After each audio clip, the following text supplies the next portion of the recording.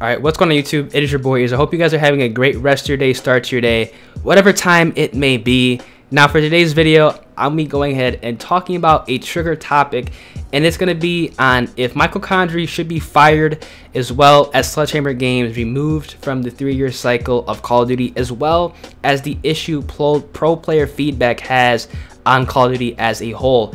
Now, I want you guys to go ahead and drop a like on the video if you guys do agree with what I'm saying, as well as comment down your own thoughts, opinions, concerns, whatever you guys want to in the comment section, because if you guys do agree with me, I want to know. If you guys do disagree with me, I also want to know, because I like to read all that and I want to see what you guys do feel, because I feel like this is a video that's going to brask and, you know, branch out to a lot of people who don't normally watch my channel. So I want you guys, you know, your own 2 cents, because if you guys know, if you guys watch me, I do not like to make any of these negative types of videos, but I feel like it is my duty to go ahead and convey my 2 cents as to what game I'm playing and how I feel about it. So personally, I do believe that Sledgehammer Games, as well as Michael Condrey, should be fired and removed from the 3-year Call of Duty cycle. And my reason behind this is because they are an incompetent dev team. Now, Sledgehammer Games, you know, they made Advanced Warfare. That was probably one of the most hated games of all time. They had a lot of issues in the game. They refused to fix, you know, basic things in the game that people, you know, just didn't agree with on,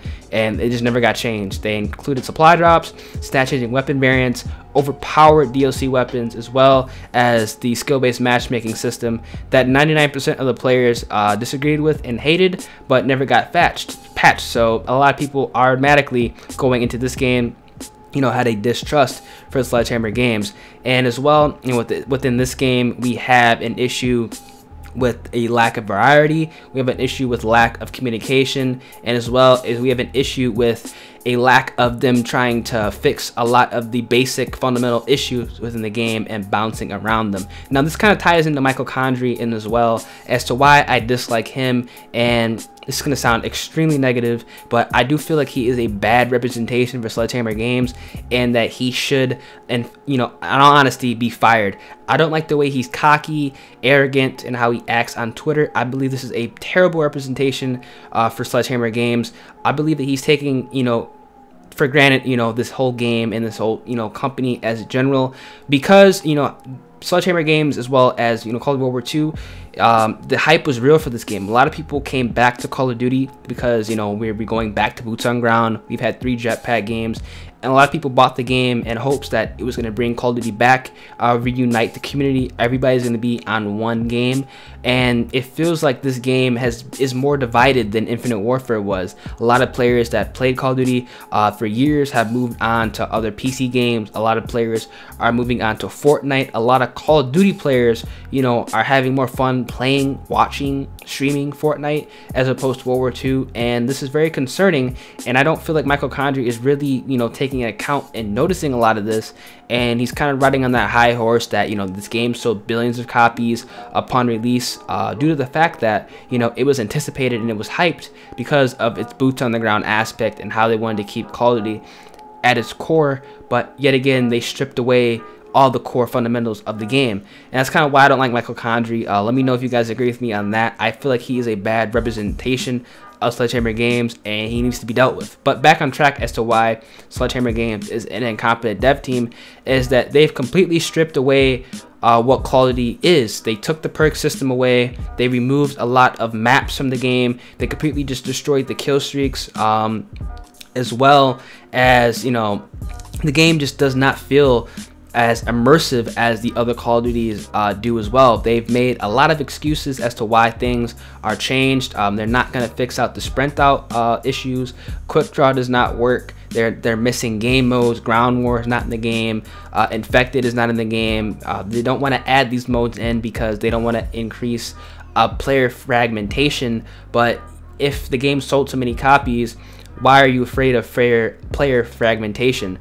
I just don't really understand that. Probably due to the fact that a lot of people bought the game but actually are not playing it. But then that's another topic. I just don't feel like the development team is very competent at all. Just the fact that, you know, they're just bouncing around issues. The load-in screen issue has been happening, you know, since the game's been released. We have a lot of glitchers, modders, boosters on leaderboards that have not been dealt with. They've been going ahead and double backing on a lot of patches and nerfs that they've been doing, and they're just not really listening to the casual core community, which is why Call of Duty is so successful, and they're just ignoring it, and they're taking a lot of it for granted. Now, a lot of people make these same issues within Call of Duty every single year, but this year it is different, because the reason as to why it is different this year is because Fortnite, and there's a lot of other games that a lot of players, you know, would rather play. People could just leave the community. They don't have to play Call of Duty because there isn't only, you know, this first person shooter. There isn't only this game that's interesting to play. There's a lot of other options that people could be playing, and I just feel that, you know, if Call of Duty keeps going down this road, there's going to be a huge drop off in, you know, sales, people playing the game even more than there is right now. And I feel that, you know, they need to realize this, and they need to make an adjustment.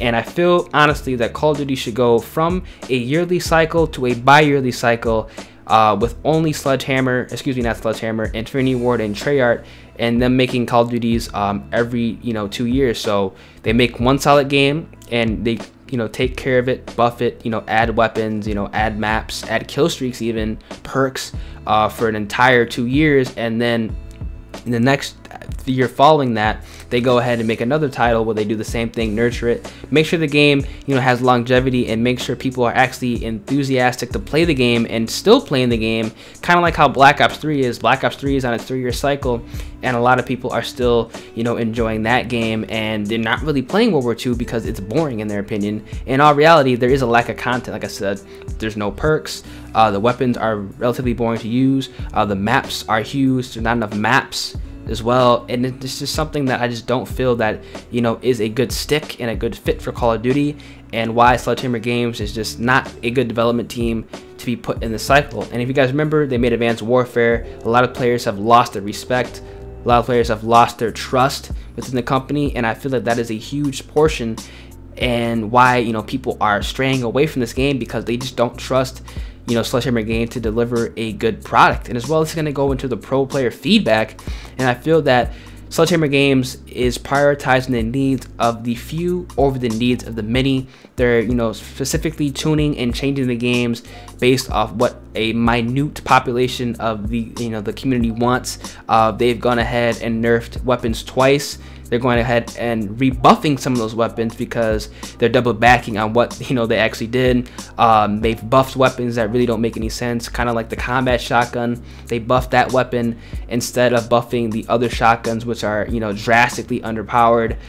It just doesn't make any sense. They're not buffing the streaks. They're not really making any of the game changes that need to happen. We still have the sprint out issue. We still have the loading screen issue, as I said earlier. It's just issues that need to be addressed that really shouldn't even be existing in Call of Duty, but still are. And that's kind of why I feel that, you know, this company and, you know, Sledgehammer, they need to be thrown out the cycle, and why pro player feedback is kind of, you know, messing with Call of Duty as a whole, and it's just not a good fit for the game. Because you have to remember, Call of Duty was built upon, you know, the casual community. It was built upon people just loving the game to get on, to enjoy it and play it for fun.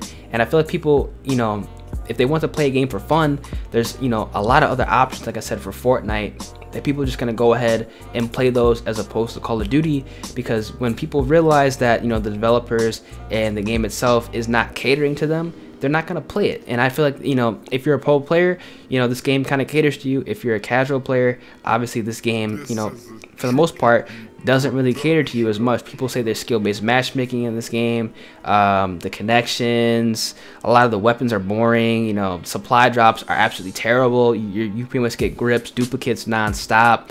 Headquarters doesn't work half the time.